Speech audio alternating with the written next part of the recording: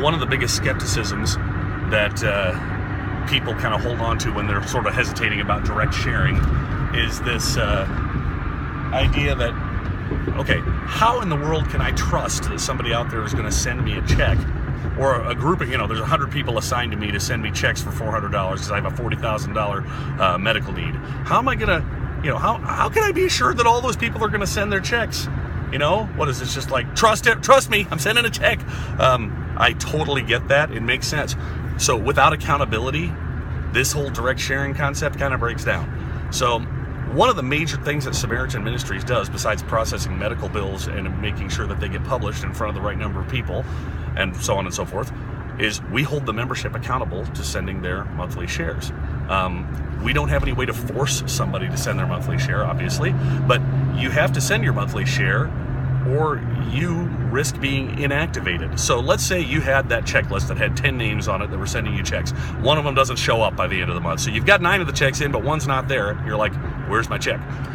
You've got the checklist telling you all the names of the people who are sending you checks and the amounts that they're sending. So you've checked off 9 of them, and you've returned the checklist to Samaritan Ministries. So we have knowledge of the fact that the person who didn't send.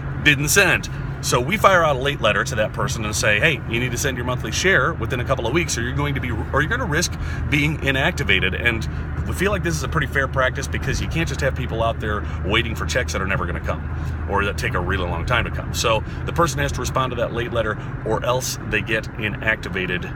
And if they're inactivated, they're no longer eligible to turn in their own medical needs. So there's a lot of motivation to stay active. They also can lose their start date. So, you're talking about creating pre-existing conditions and things like that if you don't pay that share and have to restart or something like that. So there's motivation to get that share out because you don't want to be inactivated, and we track all that money to make sure it arrives to where it's supposed to arrive. And if it doesn't, we send out the late letters. If the person doesn't respond to the late letter, we do the inactivation and reassign any unpaid share to somebody else who's active. So you're like, well, what if somebody does inactivate and I still haven't got my money? Well, then we'll reassign that unpaid share to somebody else who's active. So if you end up with somebody assigned to you and they end up inactivating their Samaritan membership and they end up not paying their share, we'll reassign that unpaid share. It may there's a little cleanup time there, obviously, but this accountability aspect of what we do is highly important, and it's what makes the whole thing work. Jason Morris here, hopefully educating you on how Samaritan works.